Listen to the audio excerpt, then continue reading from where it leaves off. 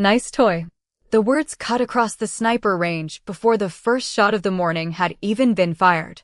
Lieutenant Mara Vance stood at the edge of Lane 7 with a rifle case in one hand and a data book tucked beneath her arm. The sun had just climbed over the desert ridge, turning the steel targets into small black silhouettes against the pale gold light. Wind rolled down from the mountains in uneven waves, lifting dust from the berms and dragging it across the concrete firing line like smoke. Chief Petty Officer Ryan Holt leaned against the wooden bench beside Lane 6, arms folded, sunglasses low on his nose. He was broad-shouldered, sunburned, and loud in the casual way of a man who had never needed to whisper to be heard. He looked at Mara's rifle case, then at Mara. "Nice toy," he said again, louder this time. "You sure you know which end points forward?" A few men behind him laughed. "Not hard. Not long. Just enough." Mara did not answer. She set the rifle case on the bench with both hands, unlatched it, and opened the lid. Inside lay a precision rifle cleaned to a dull matte finish, each part worn smooth by use rather than display. No polished vanity. No custom paint. No flashy markings. Just a weapon maintained by someone who understood that distance punished carelessness. Holt glanced down at it and smirked. "That's supposed to impress somebody?" Mara lifted the rifle from the foam and placed it gently on the mat. Her hands were steady. Her face gave away nothing. She checked the chamber, inspected the optic, then ran her thumb once along the turret cap as if confirming an old conversation. Behind the firing line, the other candidates waited with their gear. Most of them were SEALs. Some had combat patches. Some had reputations. All of them had heard something about the woman assigned to qualify with them that morning. Lieutenant Mara Vance. Army attachment. Quiet. Small-framed. No visible swagger. No loud stories from overseas. No barroom legend following her down the hallway. To men like Holt, that silence looked like weakness. The range officer called out from the tower. "Shooters, 10 minutes to first string." The desert seemed to hold its breath. "Before we continue, where are you watching from? Drop your city or country in the comments below, and if you believe in courage and respect, hit like and subscribe. These stories inspire change, and we're glad you're here." Now, back to Mara. She knelt beside her mat and opened her data book. The pages were filled with tight handwriting, wind calls, elevation notes, sketches of terrain lines, and numbers that meant nothing to the men standing behind her, but everything to the person who had written them. She flipped to a clean page and looked out across the valley. The qualification course had been designed to humble even experienced shooters. 600 yards to start. Then 800. Then 1,000. After that, unknown distance targets placed along the ridge, some partially hidden, some moving on steel tracks, some exposed for only a few seconds before disappearing behind cover. The final lane was the one everyone talked about, a narrow-angle shot across a dry wash, where the wind changed twice before the bullet reached the plate. Most shooters hated Lane 7. Mara studied it like she had been waiting for it. The range sat at the edge of a training valley bordered by rock shelves and dry scrub. Beyond the last line of steel targets, the land dropped into a shallow basin where convoy trails cut through the dust. Farther out, the mountains rose in jagged layers, blue-gray in the morning heat. It was beautiful in the way dangerous places often were, quiet enough to trick people into relaxing. Mara did not relax. Her eyes moved from the target line to the ridgeline, then to the service road below. She watched 2 Humvees roll through the valley in the distance, part of a separate field exercise running that same morning. She noted their speed, their spacing, the blind curve ahead of them. Then she looked back at the wind flags. Holt noticed. "You nervous, Lieutenant?" he asked. Mara began loading her magazine. "No, you keep staring past the targets.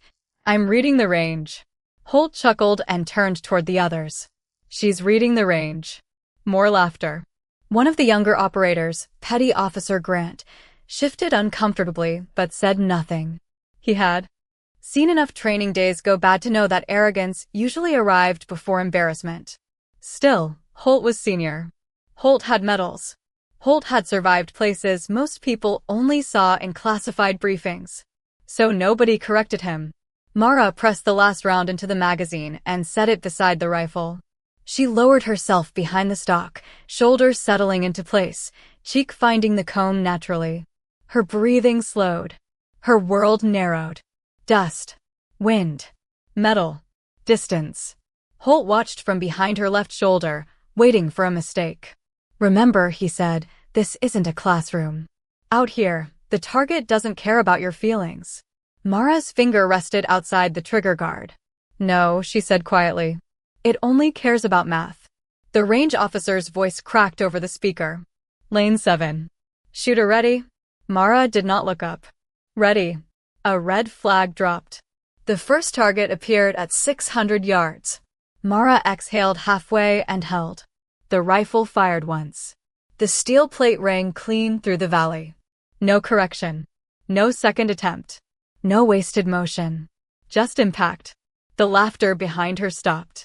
Holt's smile faded, but only for a moment. Pride moved fast to protect itself. "Lucky first round," he muttered. Mara cycled the bolt.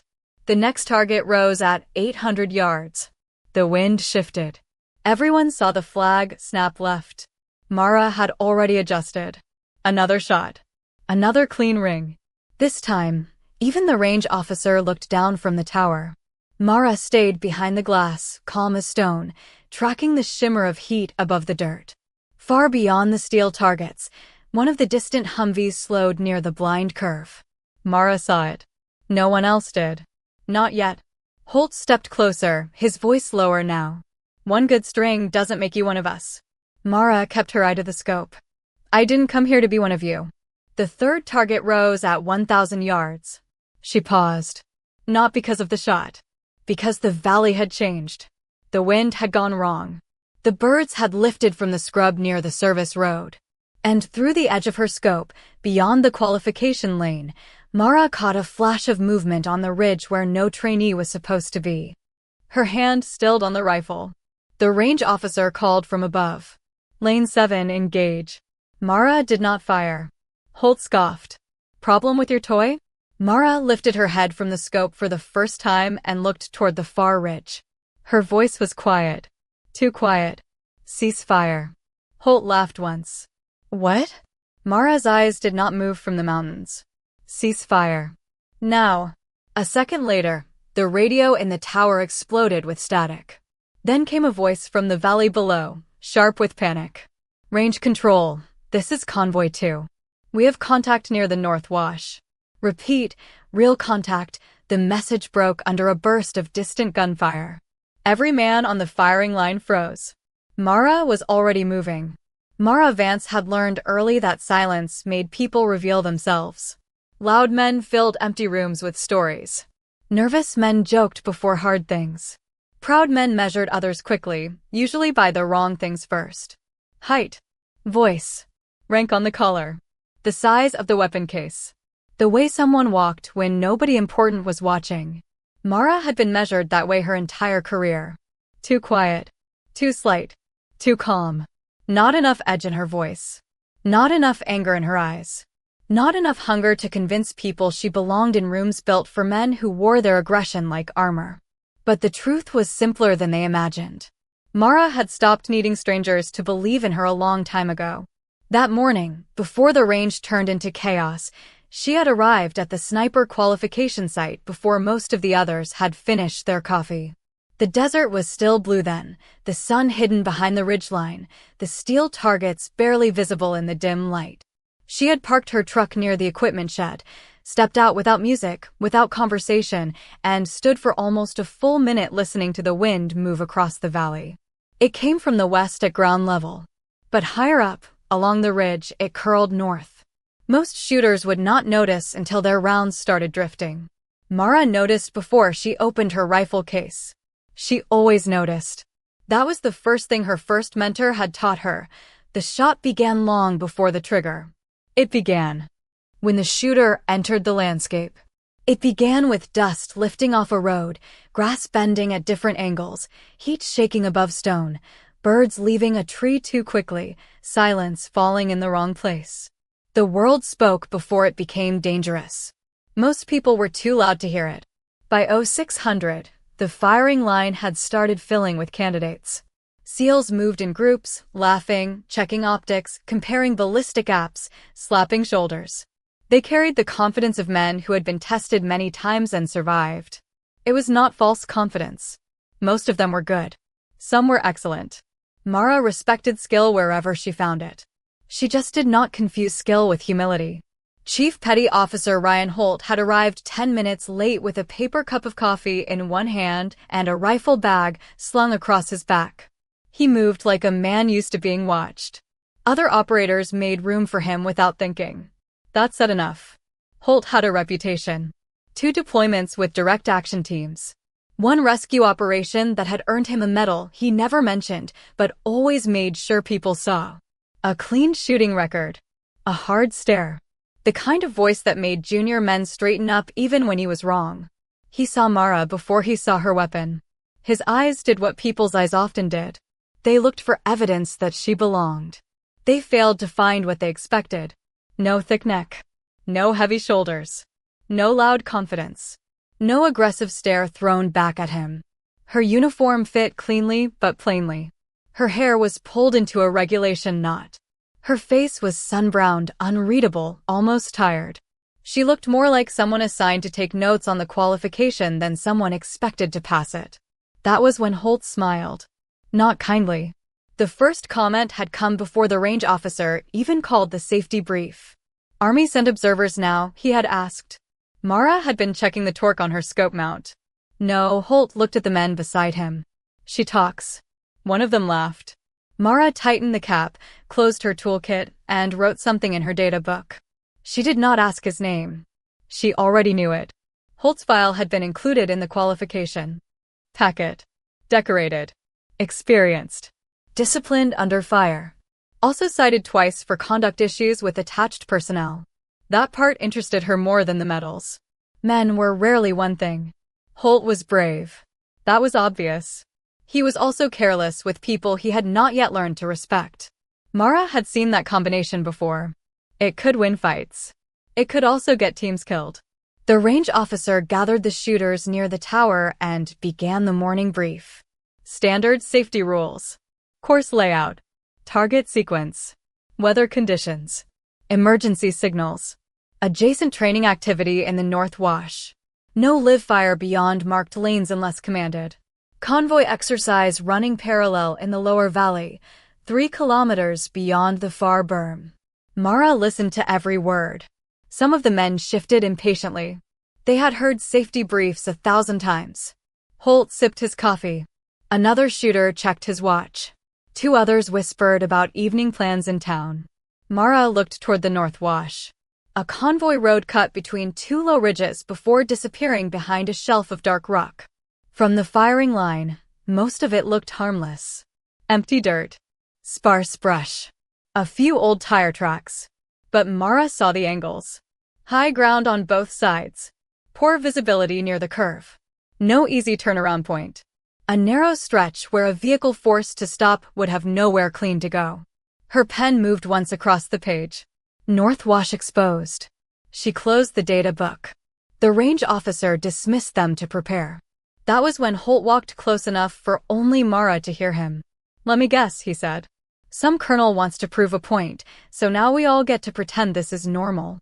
Mara lifted her rifle from the case. What point is that? Holt's smile sharpened. That standards can bend when the story looks good. Mara looked at him then. Not angry. Not offended. Just present. It unsettled him for half a second. Then he covered it with another smirk. You ever shot under pressure, Lieutenant? Yes. Real pressure. Mara checked the chamber. Yes. Not a schoolhouse drill. Not a range day. I mean when men are counting on you and the shot actually matters. Her hand paused for the smallest moment. There were memories behind that question. A ridge under freezing rain. A broken radio. A wounded sergeant breathing through clenched teeth.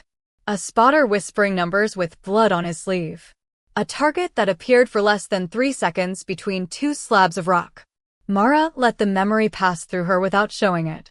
Then she locked the bolt open and set the rifle down. When the shot matters, she said, people should talk less. Holt stared at her. The men behind him heard just enough to go quiet. For the first time that morning, the air around Lane 7 changed. Not much. Just enough. Holt stepped back, jaw tight, pretending he had chosen to end the conversation. Mara returned to her mat and began arranging her gear, magazine to the right, rear bag under the stock, kestrel clipped within reach, data book open, pencil aligned with the spine. Everything had a place. Everything had a reason. At 29, Lieutenant Mara Vance carried a service record that looked ordinary only because the most important parts had been removed. 3 deployments listed as support assignments. 2 citations described in language so vague they meant nothing to anyone without clearance. 1 injury noted as training-related, though the scar across her left shoulder had not come from training. The official summary said she had experience in reconnaissance and long-range overwatch. It did not say Ash Ridge. It did not say how many hours she had spent pinned above a valley with no extraction and no permission to miss. It did not say that 12 men were alive because Mara Vance had stayed awake for 36 hours, reading wind through snow and smoke, making decisions no qualification course could ever fully measure. And it did not say why she had been sent here. Not to prove she could shoot. That had already been proven. She was here because someone in command wanted to know whether a Joint SEAL sniper element could accept skill from a woman before lives depended on it. Mara suspected the answer before the first target rose. But suspicion did not matter. Only performance did. So when Holt mocked her rifle and the others laughed, she let the sound pass over her. When they watched her like a mistake waiting to happen, she let them watch. When the range officer called Lane 7, she settled behind the glass and gave the steel targets the only answer worth giving. Impact. Then another. Then another. And somewhere beyond the berms, in the North Wash she had marked before sunrise, the quiet valley began preparing to prove her right. Chief Petty Officer Ryan Holt had not built his arrogance out of nothing. That was the part most people missed. Men like Holt were easy to dislike from a distance. The sharp comments. The dismissive eyes. The way he could turn a room against someone with half a sentence and a smirk. But arrogance in men who had survived war rarely came from emptiness. It came from victories they had mistaken for proof that they were always right. Holt had earned his place in the teams the hard way. He had crawled through mud until his hands bled. He had carried men heavier than himself through surf so cold it made breathing feel like punishment. He had passed selection when others stronger than him had quit. In Kandahar, he had dragged a wounded teammate behind a wall while rounds cracked over his helmet. In Syria, he had held a rooftop position for 9 hours with no sleep and no clean extraction plan. He was brave. Nobody who knew him honestly could deny that. But bravery had made him dangerous in another way. It had convinced him that his instincts were law. That morning on the firing line, Holt watched Lieutenant Mara Vance put 2 clean rounds on steel and felt something tighten behind his ribs. He told himself it was irritation. He told himself the first shot was luck and the second was range familiarity. He told himself that a calm woman with a quiet voice could not possibly have the kind of field experience men whispered about after midnight. But underneath all that, something older and less comfortable moved. Doubt. He hated doubt. The 800-yard target still rocked gently in the distance when Holt stepped closer to Mara's lane. The range officer was resetting the sequence. Dust slid low across the concrete. The other shooters pretended to check their equipment, but most of their attention had shifted to Lane 7. Mara remained behind the rifle, her cheek still near the stock, her right hand resting lightly beside the trigger guard. She did not look proud. She did not look relieved. She looked like a carpenter who had placed 2 clean nails and was already thinking about the third. That bothered Holt more than celebration would have. A show-off he could understand. A quiet professional was harder to attack. So he attacked anyway. Not bad, he said. For a warm-up. Mara did not answer. Holt glanced toward the others, inviting them back into the rhythm he controlled. Course starts getting real after this. Everybody can look good when the plate sits still and waits. A few men gave thin smiles. Not laughter this time. They had heard the ring of the steel. Holt noticed that too. Mara cycled the bolt and checked the wind flags again. Her attention kept drifting beyond the targets, toward the north wash and the dark shelves of rock above it. Holt saw her eyes move and mistook it for nerves. "You keep looking for a way out there, Lieutenant?" "No, then what are you looking at?" "Angles." Holt gave a short laugh. "Angles." He turned slightly, raising his voice so the nearby shooters could hear. "She's got angles, gentlemen." Mara finally lifted her head from the rifle and looked at him. Her eyes were not cold exactly. They were worse than cold. They were patient. "Holt," she said. The use of his name caught him off guard. He had not given it to her. "What?" "You're standing in my wind." The men behind him went still. For half a second, Holt did not understand. Then he realized his body was blocking the light crosswind coming over her left shoulder. A tiny thing. Almost nothing. But enough that a serious shooter would notice. His jaw tightened. He stepped back. Mara returned to the scope. No insult. No victory glance. No smile. That was when Holt decided he wanted her to fail. Not because the qualification mattered. Not really. He had passed harder tests. He had watched men pass and fail his entire career. But Mara's calm was beginning to pull the room away from him. Every clean movement she made challenged the story he had already told himself. And Holt did not like losing control of the story. The range officer's voice came over the speaker. "Moving target sequence. Lanes 5 through 8. Stand by." Steel frames groaned in the distance as the next set of targets prepared to run laterally across the ridge. The movement was not fast, but distance changed everything. Wind changed everything more. A shooter had to read speed, hold lead, time the trigger, and trust the call before the eye wanted to believe it. This was where good range shooters started to separate from people who understood living targets. Holt walked back to his own mat in lane 6. "Watch and learn," he said, low enough that it was meant for Mara but loud enough to be heard. He dropped behind his rifle with practiced aggression. His body locked into position quickly. His breathing slowed. When the target moved, Holt tracked it smoothly and fired. The steel rang. A clean hit. Some of the men nodded. Holt stayed behind the gun but allowed himself a small smile. The second moving target appeared at a different speed. He fired again. Another hit, slightly off-center but solid. This time, real confidence returned to his face. This was his world. Movement. Pressure. Eyes on him. A test with an audience. The third target crossed behind a shimmer of heat rising off the wash. Holt fired. Mississippi. The dust splash appeared half a target behind. The range stayed quiet. Holt worked the bolt hard. "Wind kicked," he muttered. It had. But not suddenly. Mara had watched it building for the last 40 seconds. Holt corrected and fired again. Hit. He stood up before anyone could study the miss too long, pulled his magazine, cleared his weapon, and looked toward lane 7. "Your turn." Mara did not move immediately. She was watching the far ridge again. The convoy road below sat empty now, but the dust from the earlier Humvees still hung in the low pockets. Something about it was wrong. Dust from vehicles moved in a line, then spread. This dust had broken in 2 places, as if disturbed from above by movement among the rocks. She narrowed her eyes. "Mara," the range officer called. "Lane 7 ready?" She lowered behind the rifle. "Ready." Holt folded his arms. The first moving target slid out from behind a barrier. Mara did not chase it. She waited. To an inexperienced eye, she looked late. Holt almost smiled. Then she fired. The target rang dead center. The second appeared faster. Mara adjusted before the track changed speed. She had read the mechanism, the slope, the timing. Her shot broke clean. Another center hit. The third target crossed through the same heat shimmer that had fooled Holt.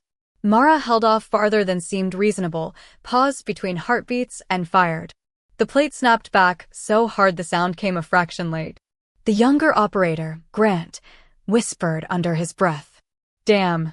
Holt heard it. So did Mara. She lifted her head and cleared the rifle. Still no smile. That was the worst part. Holt stepped toward her again, but his voice had lost some of its easy amusement. "One good lane doesn't mean you're ready for teamwork." Mara sat back on her heels and began writing in her data book. No one said it did. You think because you can punch steel on a controlled range, you understand what we do? Her pencil stopped. Around them, the range seemed to shrink. Even the men in the other lanes quieted. They knew Holt's tone. They knew where it could go. Mara closed the data book slowly. I understand that you talk when you're uncomfortable. Holt's face changed. Not much. Enough. He stepped closer until his shadow crossed her rifle. You don't know anything about me. Mara looked up at him. I know you missed because you blamed the wind after you stopped watching it. The words landed harder than an insult. Because they were true. Holt stared at her, anger rising now, no longer hidden behind humor. You better be as good as you think you are. Mara stood, calm and unhurried. I hope I'm better. For the first time all morning, Holt had no quick answer. Then the distant radio in the tower crackled once. Not loud. Not urgent. Just a thin line of static cutting through the desert air. Mara turned toward it before anyone else did. Holt noticed that too. And for reasons he could not explain, the sound made him stop talking. The first crackle from the tower radio was easy to ignore. Training ranges were full of noise, static, wind bursts, half-finished calls from adjacent lanes, range officers checking with safety teams, instructors correcting shooters who forgot to breathe before they pressed the trigger. Most men heard the sound and dismissed it. Mara did not. She had learned that danger rarely announced itself clearly the first time. It whispered. It shifted the air. It made one bird lift from a branch before the whole flock exploded from the trees. It turned a familiar radio tone into something sharp enough to make the skin along the back of her neck tighten. The range officer leaned toward the tower console and adjusted the volume. Say again, Convoy 2? Static answered. Then nothing. The moving target rails continued cycling in the distance. Steel silhouettes slid behind barricades. Wind flags snapped and twisted. Somewhere down the line, a shooter cleared his throat, waiting for the test to resume. Chief Holt looked from the tower back to Mara. You always jump at radio noise? Mara did not look at him. No, could have fooled me. She picked up her binoculars and glassed the North Wash. The convoy road sat 3 kilometers beyond the far berm, a pale scar cut through scrub and rock. Morning heat had started rising from the valley floor, making the distance bend and shimmer.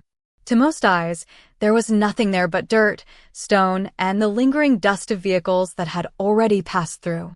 Mara slowed her breathing. She searched the terrain in pieces. Road first, then rocks, then shadow, then places where shadow should not move. Holt watched her with visible impatience. His pride was still bruised from the moving target sequence. The miss had not mattered to the score as much as Mara's observation had mattered to him. She had seen the mistake, named it, and moved on without enjoying it. That made him feel smaller than mockery would have. Qualification is this way, Lieutenant, he said. Mara kept the binoculars raised. Something's wrong. Holt laughed under his breath. Of course it is. Petty Officer Grant, standing 2 lanes down, followed her line of sight toward the wash. He had been quiet most of the morning, but his expression had changed. After Mara's last shot. Not admiration exactly. Caution. The look of a man beginning to wonder if the person being mocked might be the only one paying attention. What do you see? Grant asked. Mara adjusted the focus ring. Dust break near the second curve. Holt scoffed. It's a convoy road. Dust breaks. Not uphill. Grant took a step closer. Mara handed him the binoculars without taking her eyes off the ridge. Dark shelf above the wash. 10 o'clock from the road marker. Watch the scrub line. Grant lifted the glass. At first, he saw nothing.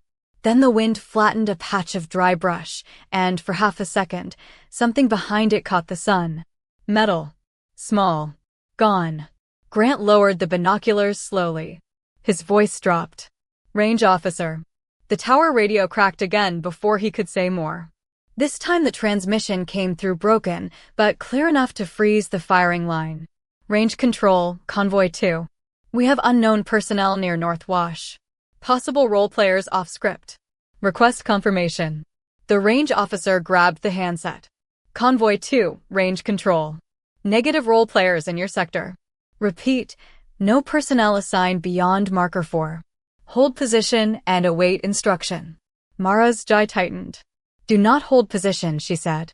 The range officer did not hear her from the tower. Holt did. He turned sharply. You don't give commands here. Mara looked at him then, and whatever patience had been in her face before was gone. Not anger. Something colder. Focus stripped of every unnecessary human softness. If they stop in that wash, they're boxed in. The radio hissed. Then came the sound no one mistook. Gunfire. Distant, flat, and real. Not the measured rhythm of a qualification range. Not blinks. Not simulation fire.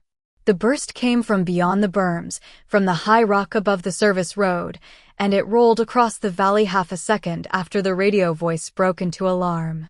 Contact. Contact. North Ridge. We're taking fire. Every shooter on the line froze.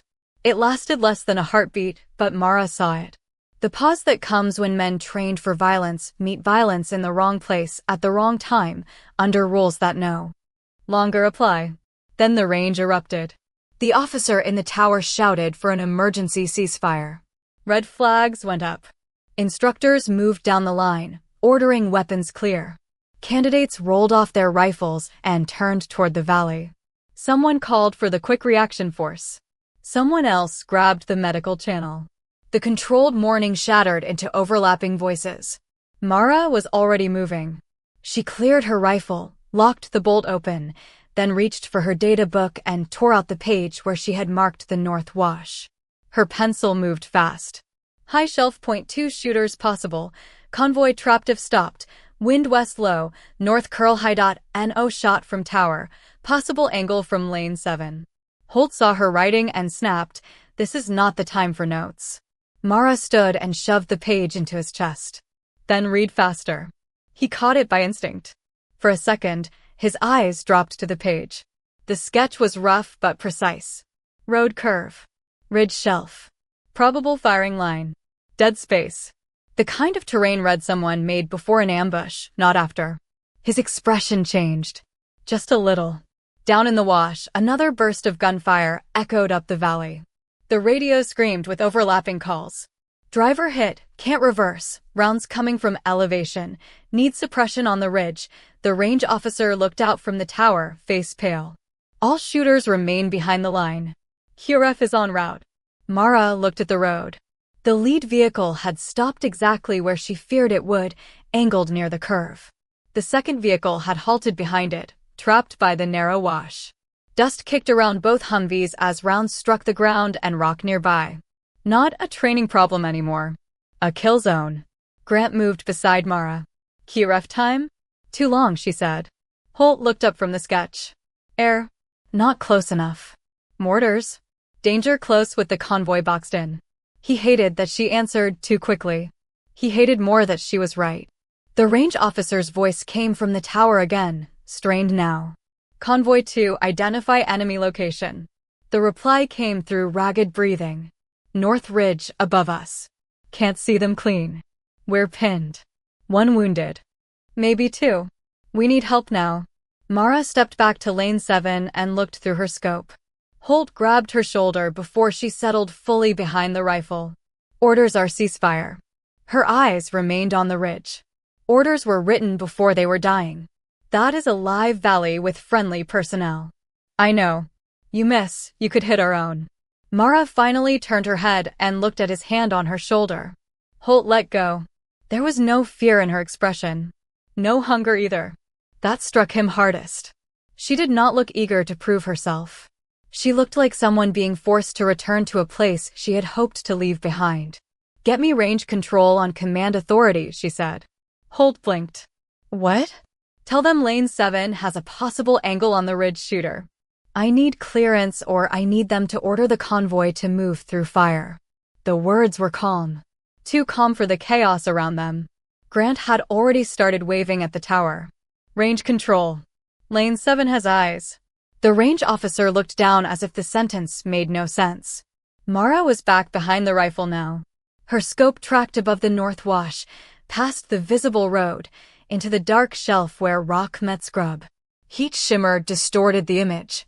Dust from the convoy rose into the sight picture. The wind flag near her lane meant almost nothing at that distance. The valley had its own rules beyond the berm. She adjusted anyway. Not by guess. By memory. By the way dust lifted near the lead vehicle.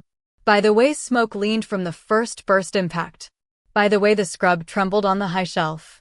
Another shot cracked from the ridge. A round struck near the rear Humvee. The radio erupted again. Medics moving. Cover him. Cover him. Mara's fingers stayed outside the trigger guard. She did not have permission. Not yet. Holt stood behind her, the torn page still in his hand. He looked from the sketch to the valley, then to Mara.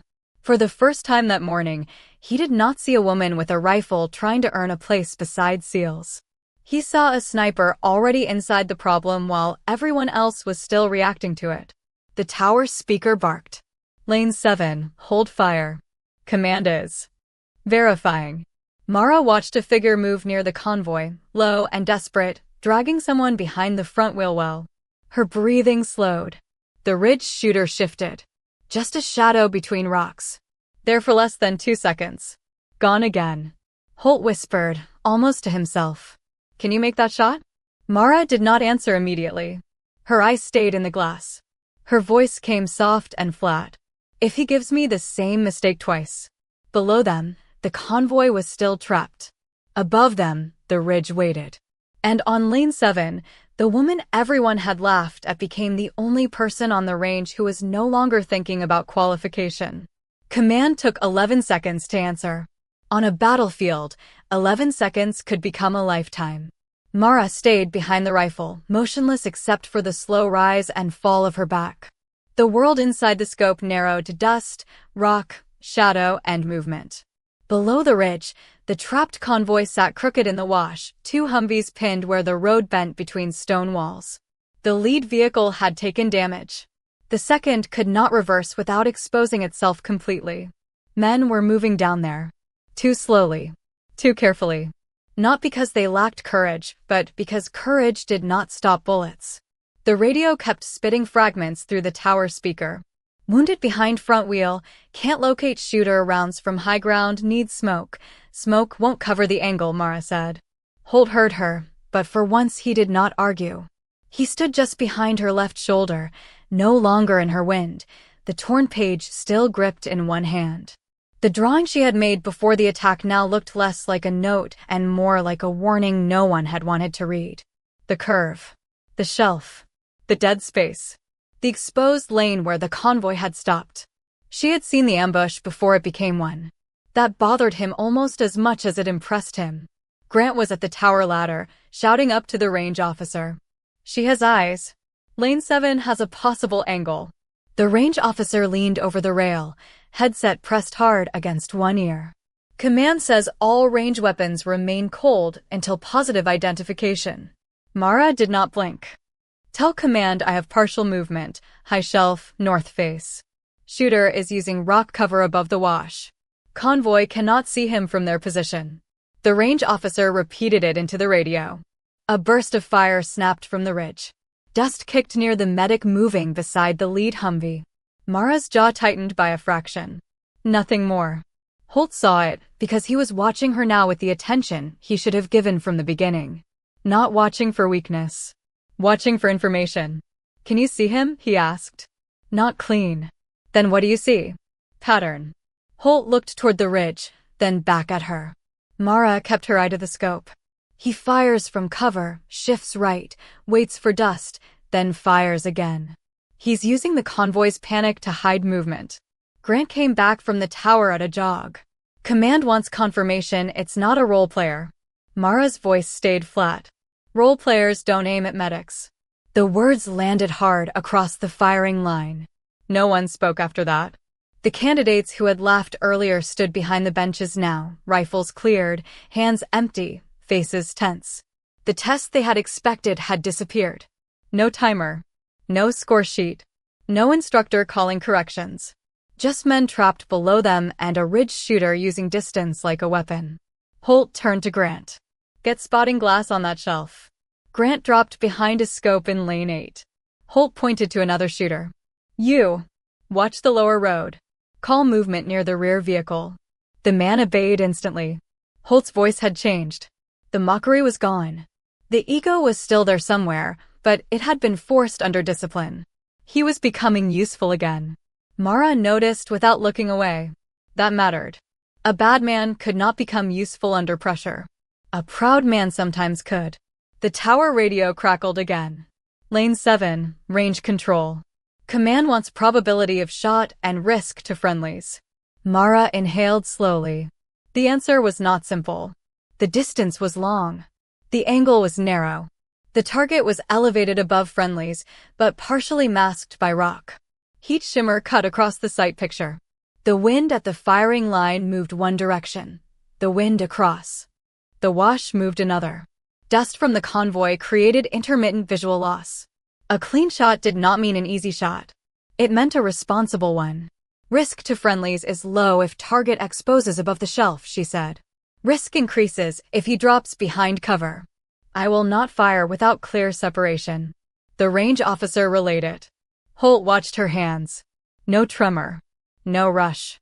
No desire to prove anything. That was what finally broke the last piece of his old certainty.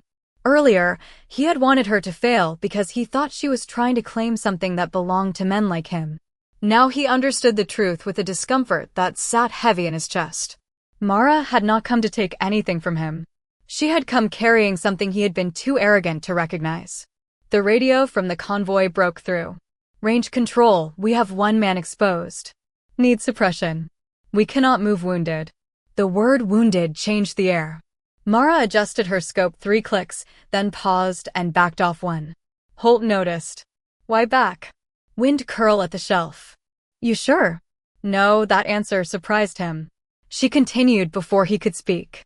I'm certain enough to wait. Another round cracked from the ridge. This time, Grant saw the muzzle flash. High shelf, he shouted. Between the split rocks. He's there. Mara had already tracked it.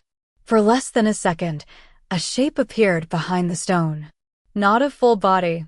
Not a clear silhouette. Just shoulder, weapon, and intent. Her finger moved near the trigger. Then stopped. The shooter dropped. Holt exhaled sharply. You had him. No, you didn't. I had movement. Not a shot. The discipline in that answer silenced him more than any insult could have. A younger operator behind them muttered, I would have taken it. Mara spoke without turning. That's why you're not on the rifle. The man looked down. No one laughed. Below, the convoy commander came over the radio, voice strained but controlled. Range control, be advised, we are losing daylight on options. Rear vehicle can move, but lead is stuck. We need that ridge quiet. The sun climbed higher. Heat shimmer worsened. The window was closing. Mara shifted her position by 2 inches, rebuilt her shoulder pressure, and settled again. Holt saw the movement and understood she was not chasing comfort. She was creating a new angle through a gap so small he could barely find it with his naked eye. Spotter, Mara said. Holt looked at Grant. Grant moved toward her. Mara stopped him. No. Holt. The name cut through the noise. Holt stared at her. For a second, all the morning's insults stood between them.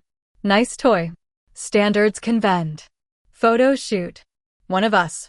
Every careless word he had thrown at her now lay on the concrete like spent brass. Mara did not mention any of them. Get on glass, she said. Call wind off the dust behind the lead vehicle. Not the flags. Not the tower. The dust. Holt moved. Fast. He dropped behind the spotting scope beside her and found the convoy. His jaw set as he fought the shimmer. Dust moving left to right at the road, he said. Speed. 3. Maybe 4. High shelf. He adjusted. Different. It's pulling back into the rocks. How much? Holt hesitated. This was not a place for pride. 2 left. Maybe less. Call honest. He swallowed. 1.5. Mara made the correction. The shooter on the ridge fired again. This time, the shot came from the split rocks. Grant called it. Holt confirmed it. Mara tracked the shadow as it withdrew. She had the rhythm now. Fire. Shift. Wait for dust. Return. The enemy believed the range was too far, the angle too narrow, and the confusion too thick for anyone to answer. He believed he had time. Mara let the crosshair settle near empty rock. Holt frowned. He's not there. He will be. The range officer's voice came over the speaker, tight and urgent. Lane 7, command authorizes fire only on positive hostile identification. Repeat, positive hostile identification. Mara did not respond. She was counting. Not out loud. Not visibly. Inside, where the world had gone quiet. 1. Wind. 2. Dust. 3. Movement. The shadow returned between the split rocks, rising just enough to fire into the wash again. This time, Mara saw the weapon. This time, there was separation. This time, there was no question. Positive, Holt said, voice low. Mara's breathing stopped halfway. Out. The rifle fired once. The sound rolled across the range, clean and final. A heartbeat passed. Then the ridge went still. Holt stayed on the glass, waiting for movement, waiting for proof, waiting for the world to tell him what had just happened. The convoy radio answered first. Contact suppressed. Ridge fire stopped. We're moving the wounded now. No one cheered. No one moved. Mara lifted her hand from the rifle, but did not rise. Her eyes stayed in the scope. One shooter is not an ambush, she said. Holt looked at her. And as if the valley itself had heard her, a second muzzle flash sparked from the rocks farther east. Grant shouted. Second position. Mara was already cycling the bolt. The second muzzle flash came from farther east. Higher. Smarter. The first shooter had been bait. Mara understood it before the echo finished rolling off the ridge. She cycled the bolt, but her fingers stayed high along the stock. The rifle was ready. She was ready. But readiness was not permission to rush. The second position was partially hidden behind a broken line of volcanic rock, almost black against the sunlit slope. Whoever was up there had waited until the first shooter went silent, then fired just as the convoy began to move its wounded. A disciplined shooter. Not a panicked one. Holt saw the flash through the spotting scope and swore under his breath. East shelf. Higher than the first. I caught the flash, but I lost him. Mara shifted her cheek against the stock, searching through heat and dust. Don't chase the flash, she said. Find where he can shoot from. Holt swallowed the instinct to snap back. An hour ago, those words would have sounded like correction. Now they sounded like oxygen. He moved the spotting scope slowly across the ridge. The firing line behind them had turned into a frozen line of witnesses. Men who had arrived that morning expecting a qualification score were now standing in the open space between training and war, realizing how thin that line had always been. Down in the wash, the convoy tried to move. The lead Humvee lurched forward, then stopped again. Radio traffic broke through the tower speaker. Lead vehicle still disabled. Rear. Vehicle repositioning. Medic has the wounded. We need that second shooter suppressed. Mara watched the terrain, not the chaos. Where is the medic? Grant answered from lane 8, binoculars pressed to his face. Rear side of the lead vehicle. Moving low. 2 men with him. Distance from lead tire? Maybe 8 meters. Too exposed, Mara said. Another round cracked from the east shelf. Dust jumped near the medic's path. The man in the valley dropped flat, dragging the wounded soldier with him. A sound moved through the range, not a shout, not a gasp, but the collective tightening of men who knew exactly how close that round had been. Holt clenched his jaw. Shooter has them pinned. No, Mara said. He's hurting them. Holt looked at her. Mara's eyes stayed in the scope. He doesn't need to hit them yet. He needs them to crawl toward the open wash. Grant's voice came from beside the binoculars. Why? Mara's answer was quiet. Because there's a third angle. Silence hit the firing line harder than the gunfire. Holt pulled back from the spotting scope. You see a third shooter? Not yet. Then how do you know? Mara moved the rifle slightly left, scanning the lower rocks below the east shelf. Because the second shooter isn't trying to finish them. He's moving them. No one questioned her. Not this time. The range officer in the tower shouted into command radio. Possible third position. Lane 7 advises possible third position. The answer came back sharp and strained. QRF 5 minutes out. Air support 12. Convoy must hold. Mara heard it and felt the old math return. 5 minutes was forever. 12 was history. The convoy did not have either. She adjusted again, lifting off the stalk just enough to reset her neck and shoulders. Her left shoulder ached where an old scar crossed deep beneath the fabric. It always did when she stayed in position too long. Scar tissue had memory. It remembered cold rock. It remembered recoil. It remembered the weight of a spotter's hand gripping her sleeve and refusing to let go. Ash Ridge came back in fragments. Not the whole memory. Never the whole thing at once. Snow blowing sideways through a broken valley. A radio that only worked when held above a rock. The smell of burnt oil.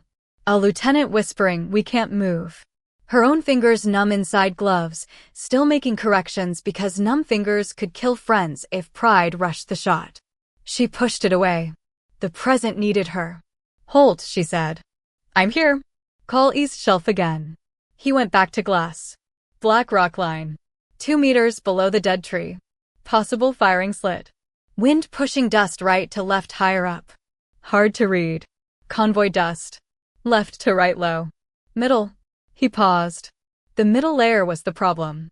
Heat shimmer split it, and dust from the first disabled vehicle kept blooming in uneven bursts. "I don't have it clean." "Then say dirty." Holt nodded once, though she could not see him. Middle wind dirty. Variable. Maybe switching. Mara made no correction yet. That impressed him more than movement would have. She was willing to wait in front of everyone. Willing to look inactive while men were screaming for help. Willing to let the shot come to her instead of forcing one that might travel into a vehicle full of friendlies. That was not hesitation. That was discipline. The second shooter fired again. This time Holt saw the rock chip before the muzzle disappeared. Got him. East Shelf. He's behind the black split, low right. Mara tracked the position. No shot. Too much rock. Too little body. Too much friendly movement below. She exhaled slowly. Convoy 2, the tower radio barked.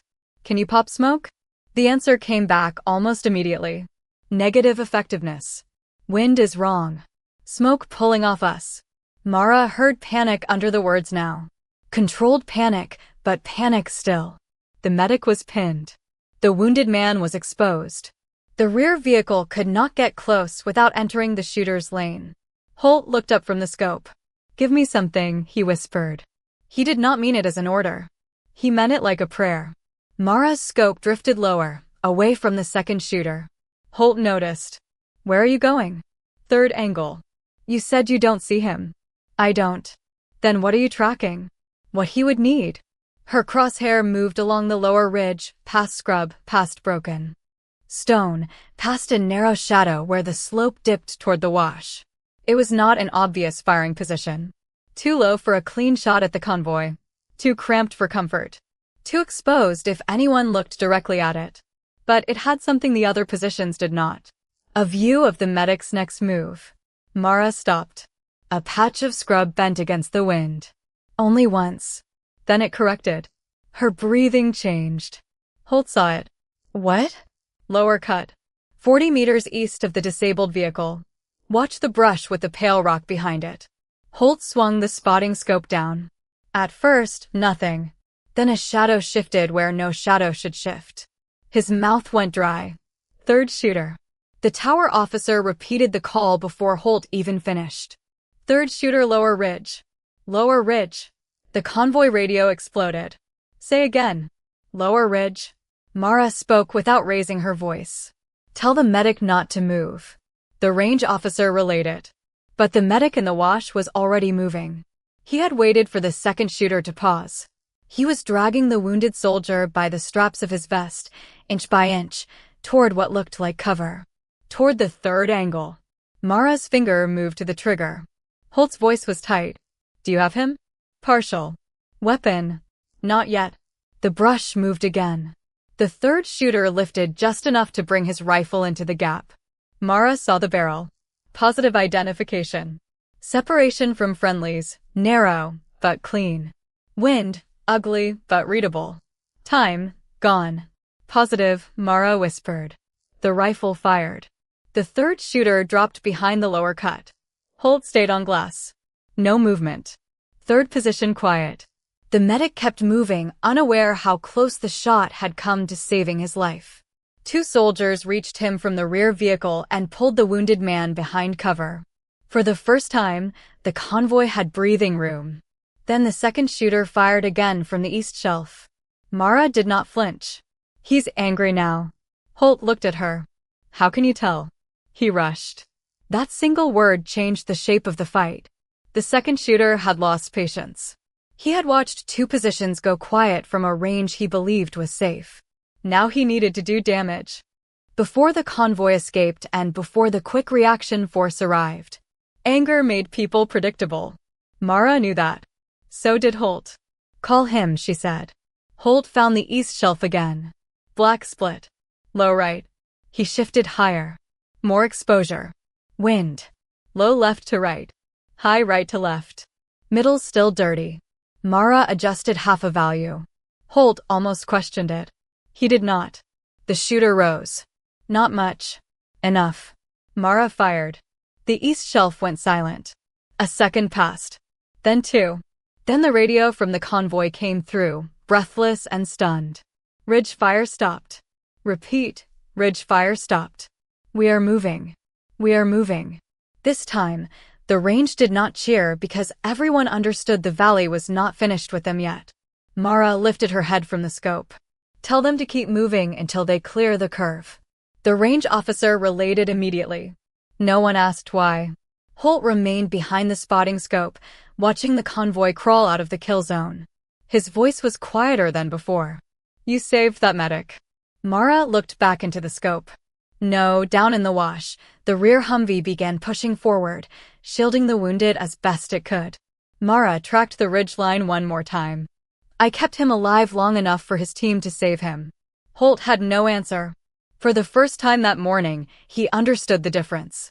The convoy cleared the curve at 0719.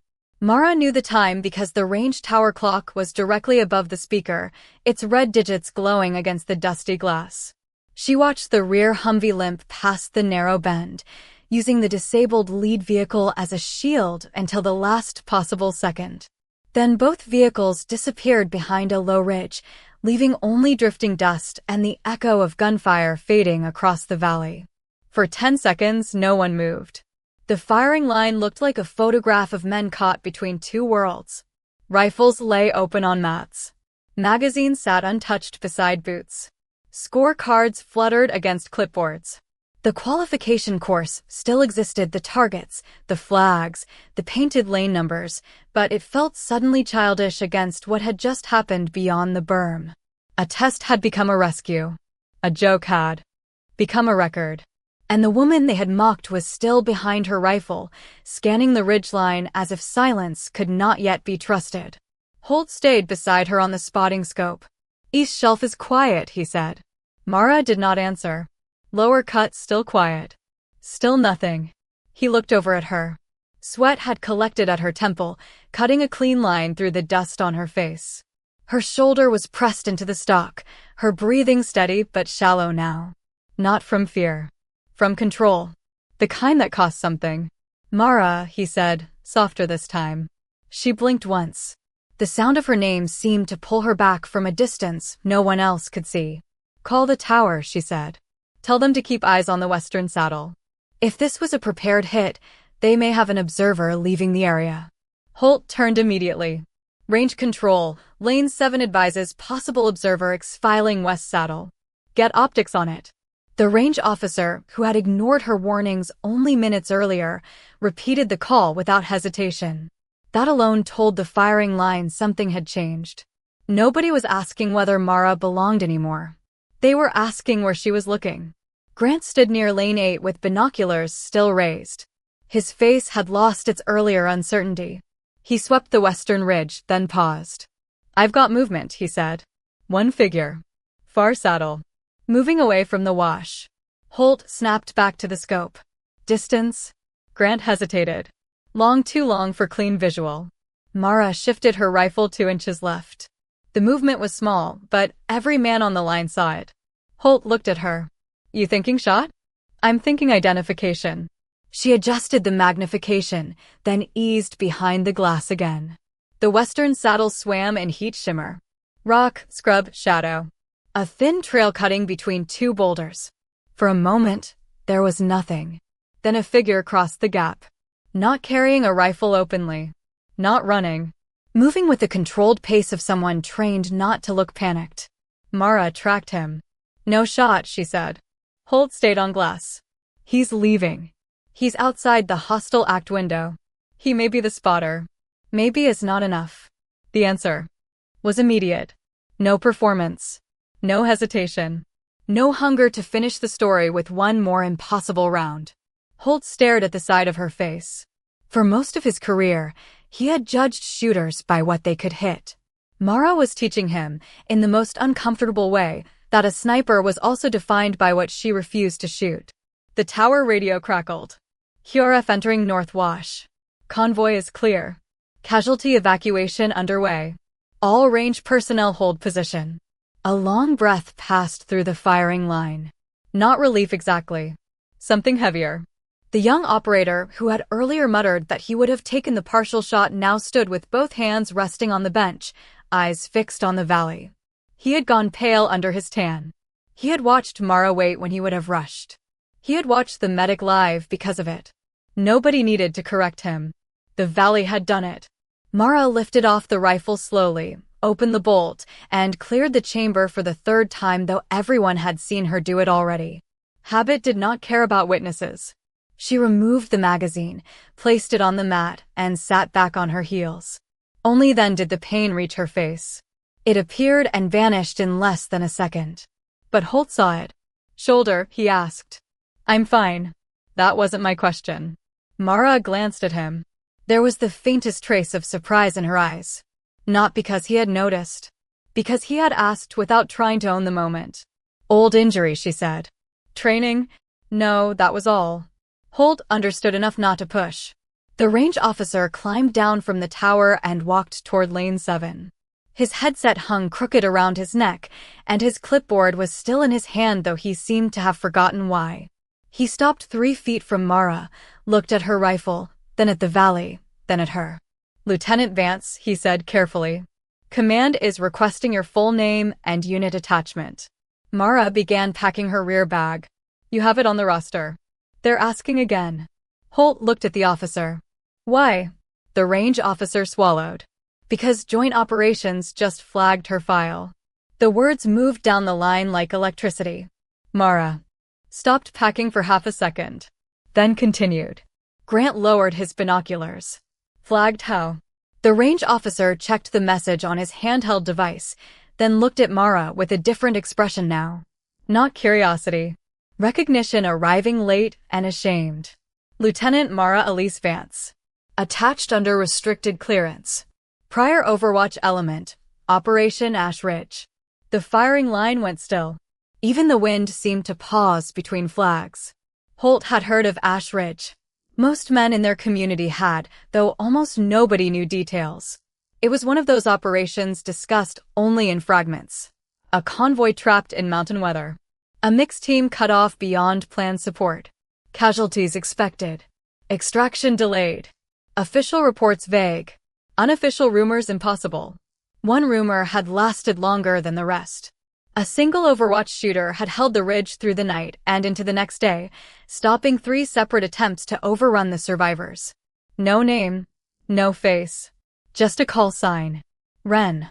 Holt looked at Mara. The quiet. The wind calls. The refusal to rush. The scar she would not explain. The way she read terrain before anyone else understood there was a problem. It all rearranged itself in his mind. You were Ren, he said. Mara closed the rifle case. I was a lieutenant doing my job. Grant stared at her. My instructor talked about that op, he said. He said the Overwatch shooter kept 12 men alive. Mara's hand paused on the latch. 12 men kept each other alive. But you were there. She looked toward the North Wash, where dust still hung above the road. Yes. The word was small.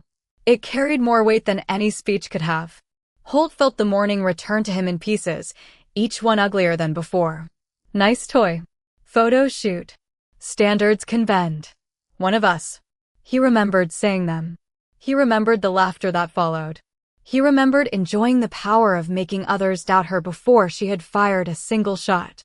Now the memory tasted bitter. The range officer cleared his throat. Command wants you in the operations center for debrief as soon as medical evacuation is complete. Mara nodded. I'll be there. He hesitated. Lieutenant, for what it's worth, those men are alive because you were watching. Mara looked at him. No. They're alive because the convoy medic moved under fire, because your tower kept the channel open, because Grant spotted when asked, and because Holt called wind honestly. Holt looked down. The praise struck harder than blame. She had every reason to humiliate him in front of the line. She did not. That restraint cut deeper than revenge. A vehicle approached from the access road behind the range, tires crunching over gravel. A black command SUV rolled to a stop near the tower. Two officers stepped out, followed by a senior SEAL commander in a faded cap and field uniform. He walked with the calm speed of a man who had already been briefed and did not like what he had heard. The firing line straightened instinctively. Holt recognized him immediately. Commander Elias Rourke. Joint Special Operations Liaison.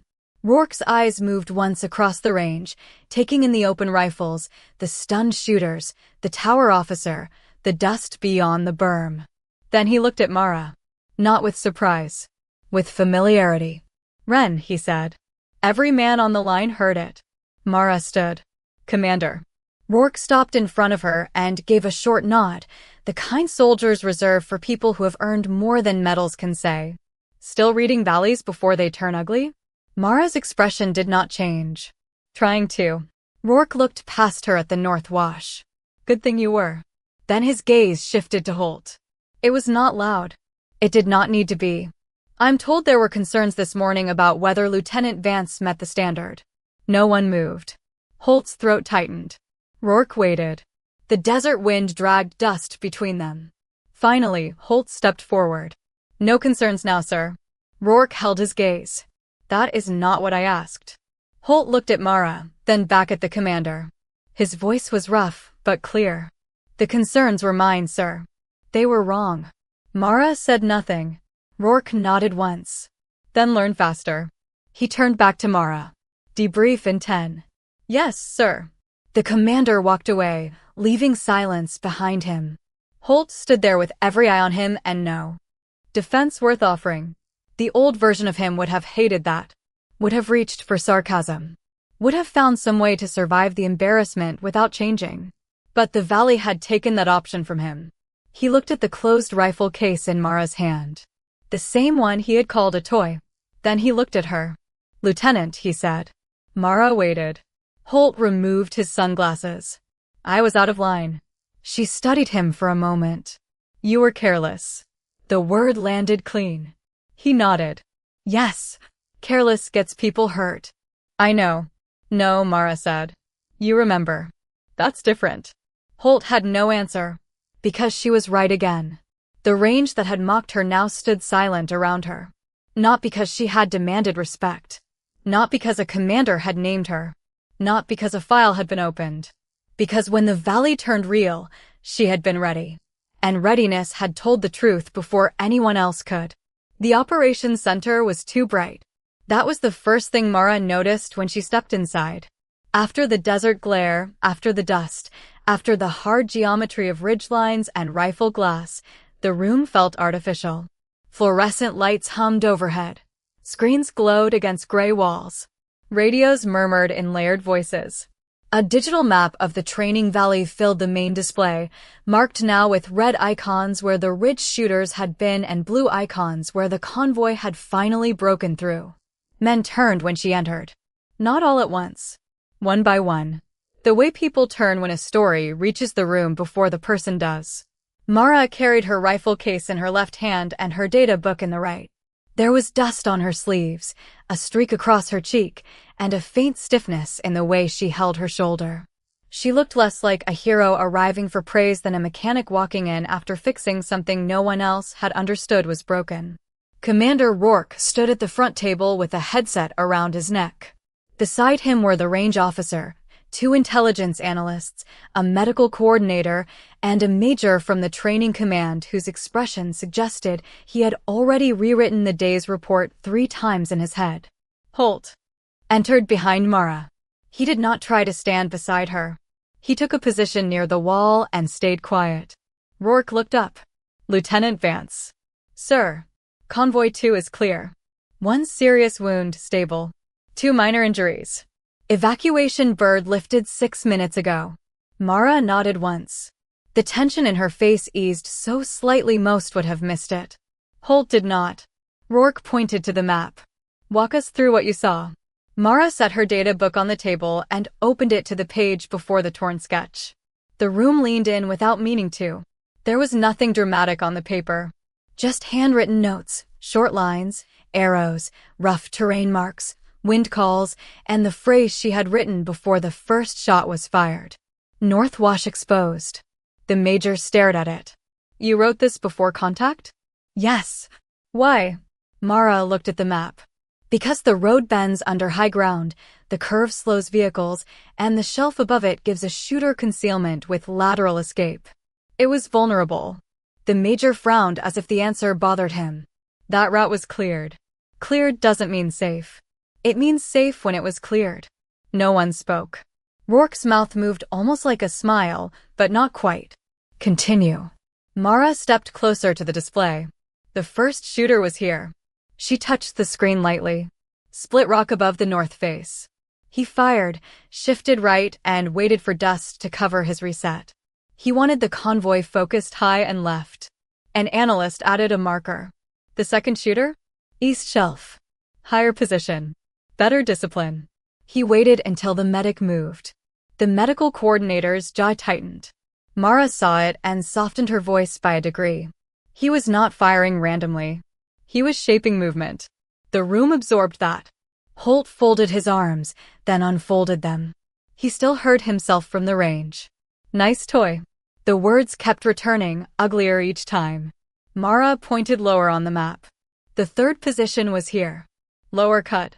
Poor field of view unless the medic moved exactly where the second shooter was pushing him.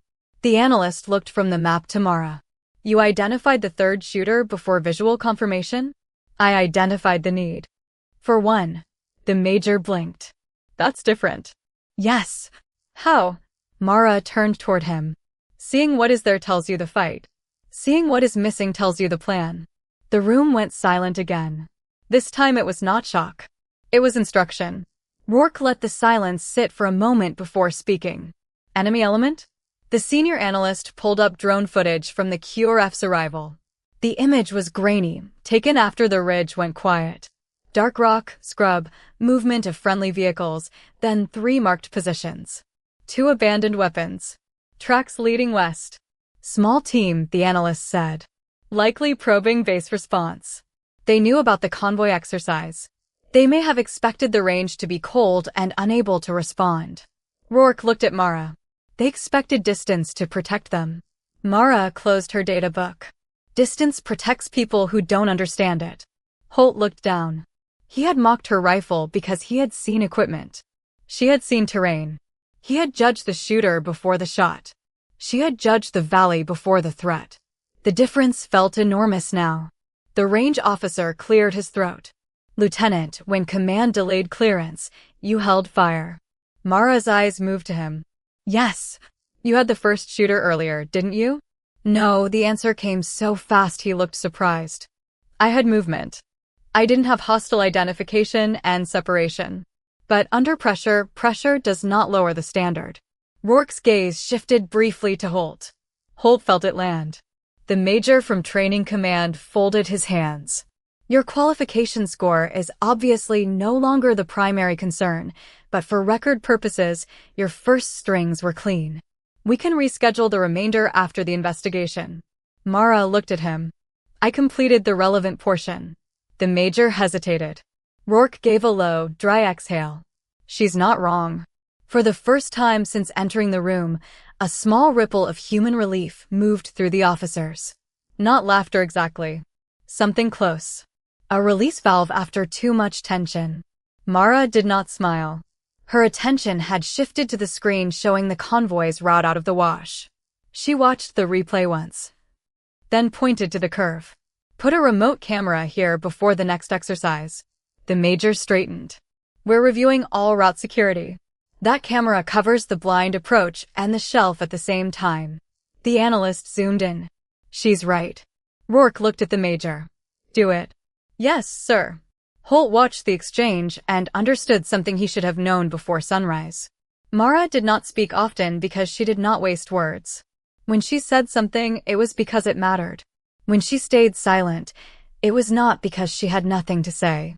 It was because everyone else was still catching up. The debrief continued. Times.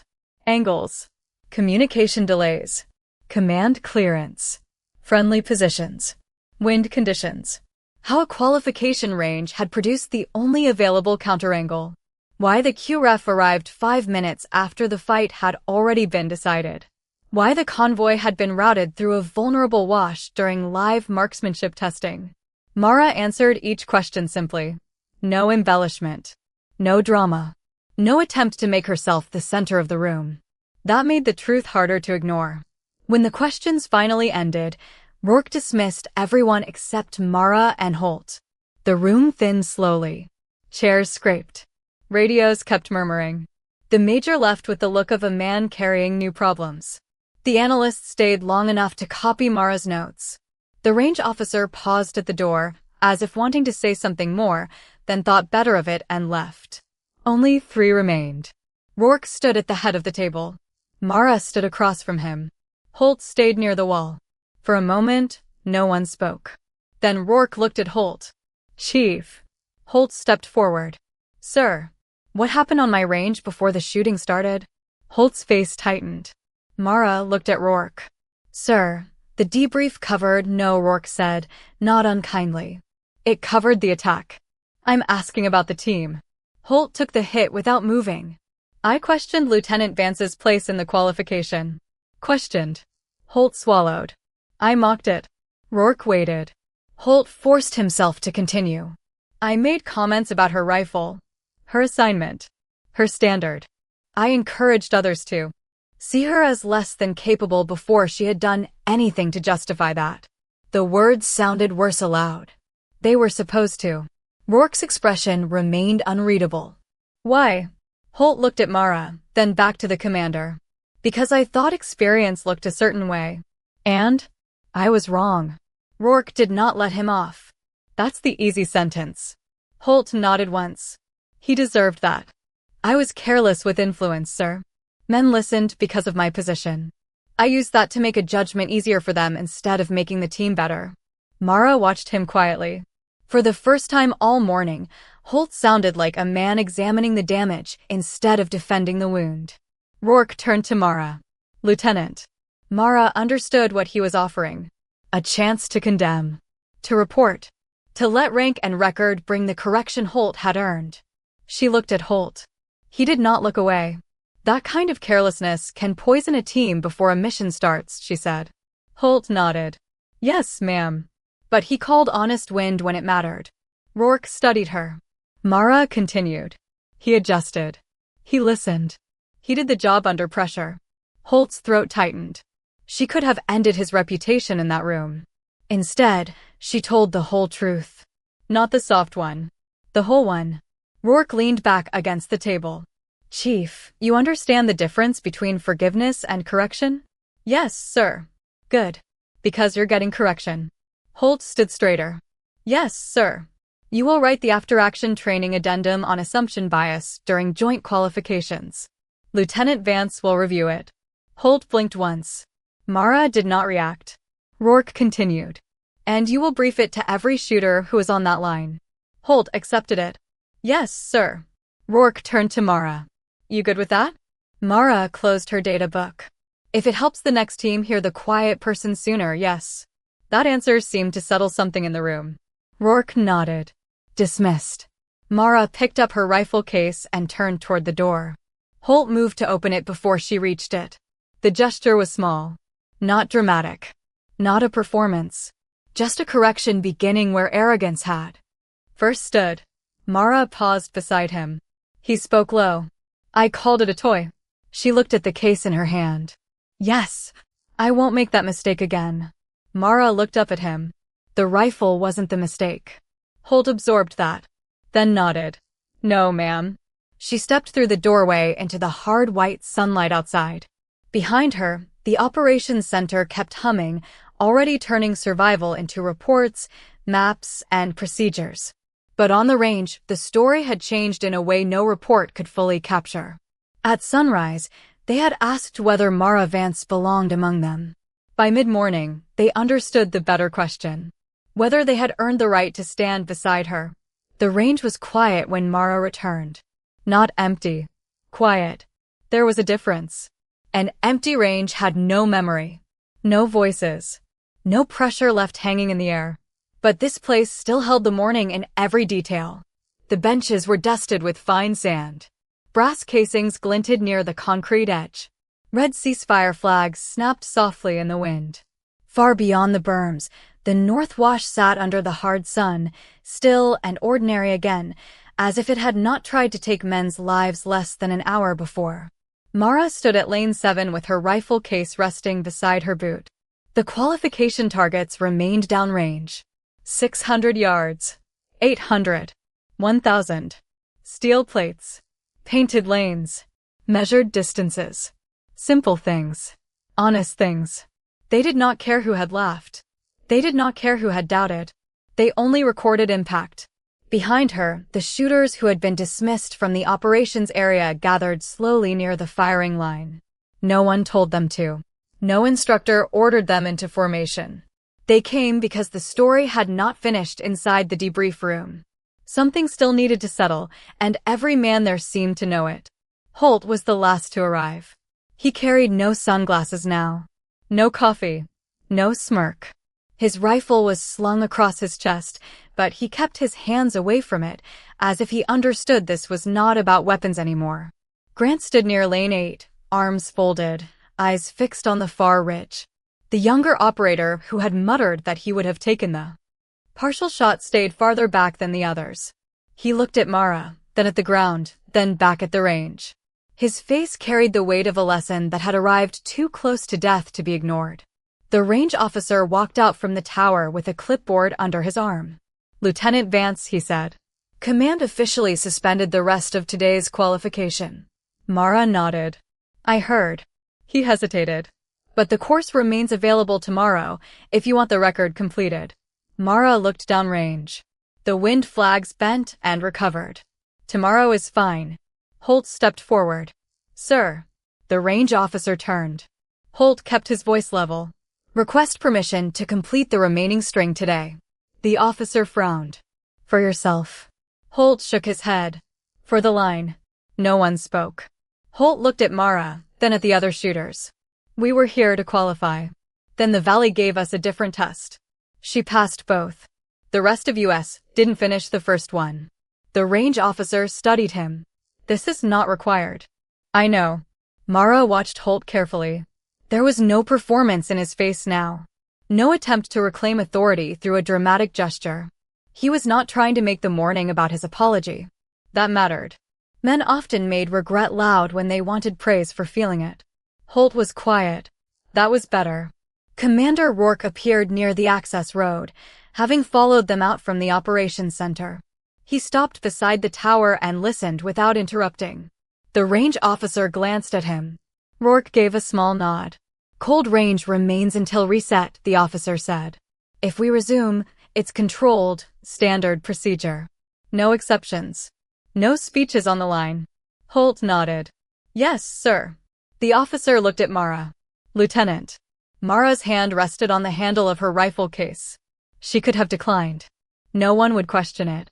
She had already done more than qualify. She had read the ambush, stopped 3 firing positions, and kept a convoy alive long enough to escape. Her name had been spoken by a commander in front of the men who had doubted her. Her file had answered the question her pride never would. She owed the range nothing. But standards were not something Mara used only when convenient. She opened the case. Reset the course. The range officer gave the order. The place came alive again, but differently now. Men moved with care. Rifles were checked twice. Magazines were handled without swagger.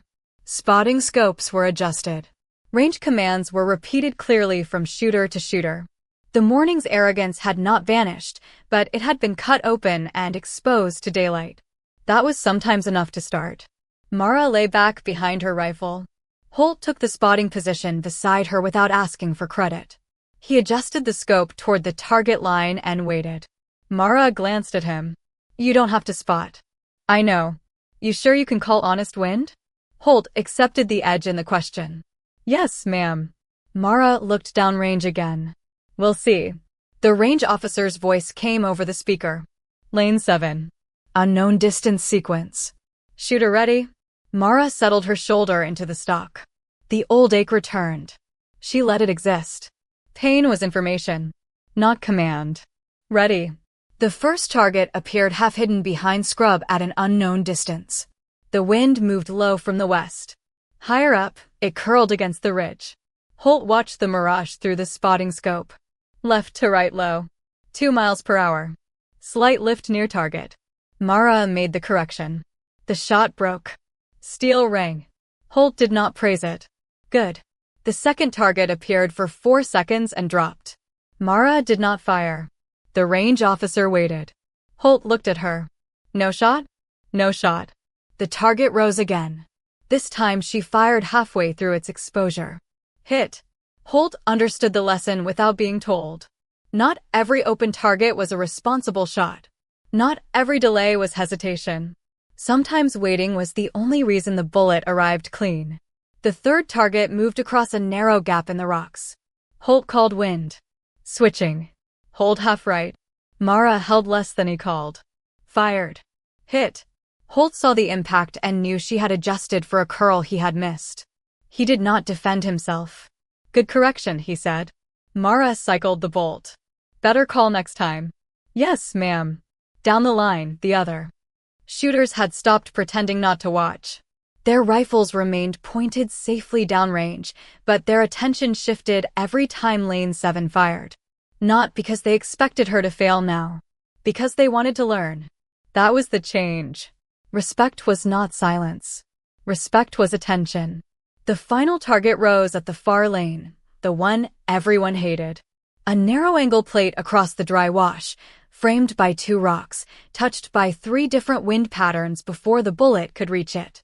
Earlier that morning, Holt had been waiting for this target to expose her as a fraud. Now he stared at it like a question. He should have studied harder. Wind's ugly, he said. Mara's mouth almost moved. Almost a smile. Technical term? Holt breathed out once. Low left to right at 3. Mid uncertain. High right to left at 1. Mirage boiling near the plate. Call the uncertainty. Mid is dirty. Mara made a small adjustment. The range seemed to tighten around her. Even Rourke watched from beside the tower, arms folded, face unreadable. Mara breathed in. Half out. The rifle fired. For a moment, there was nothing. Then the distant steel answered with a clean, bright ring. The sound traveled back over the sand, over the benches, over the men who had laughed, over the officer who had doubted the first warning, over Holt standing beside the scope with his jaw set and his pride finally quiet. The range officer marked the score. Impact. Lane 7 clean. No one cheered. Then Grant began to clap once. Not loud. Not theatrical. One hard clap. Then another. The younger operator joined him. Then the others. The sound spread down the firing line, steady and restrained, more like acknowledgement than applause. Mara sat back from the rifle and looked over her shoulder, surprised for the first time that day. She did not seem comfortable with it. That made it more deserved. Holt did not clap. He stepped forward instead. The applause faded as he approached Lane 7. He stopped at a respectful distance. Lieutenant. Mara rose to her feet. Dust clung to her sleeves. The morning sun cut across her face. She looked tired now and human and smaller than the story that had formed around her. But no one on that range would ever mistake quiet for weakness again. Holt removed the SEAL qualification patch from the Velcro panel on his shoulder. The gesture drew a sharp breath from someone behind him. He held it out. Mara looked at the patch but did not take it. "That's yours," she said. Holt nodded. "I know. Then keep it. I'm not giving it away." He lowered his hand slightly, searching for the right words. "I wore this like it made me the standard. Today reminded me the standard is behavior, not a patch." Mara studied him. Holt continued. "I don't expect you to accept an apology and make it clean. What I said this morning was careless. Worse, it was contagious. I gave others permission to underestimate you because it made me feel certain." He looked toward the North Wash. "Then you saved people while I was still catching up." The line stayed silent. Mara's voice was even. "You called wind when asked. That doesn't erase it." "No," Holt nodded. "I know." He placed the patch back on his shoulder. Not as a symbol of pride this time. As a reminder. Then he stood at attention. "Lieutenant Vance, I was wrong." Mara looked at him for a long second. The wind moved between them. Finally, she said, "Then be better next time." Holt held her gaze. "Yes, ma'am." That was all. No dramatic forgiveness. No handshake for the cameras. No speech about unity. Real correction rarely looked cinematic to the people living it. It looked like a man choosing to carry discomfort instead of hiding from it. It looked like a team realizing skill could arrive without swagger. It looked like a woman closing a rifle case after saving lives and still making her final shot clean. Commander Rourke walked onto the firing line. "Listen up," he said. Every head turned. "What happened today will be investigated. Routes will be changed. Procedures will be corrected. Reports will be written." He looked across the shooters. "But do not let paperwork bury the lesson. The first failure this morning was not tactical.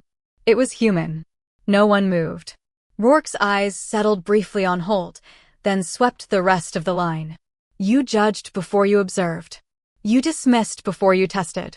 You mistook noise for confidence and silence for weakness." The words landed where they needed to.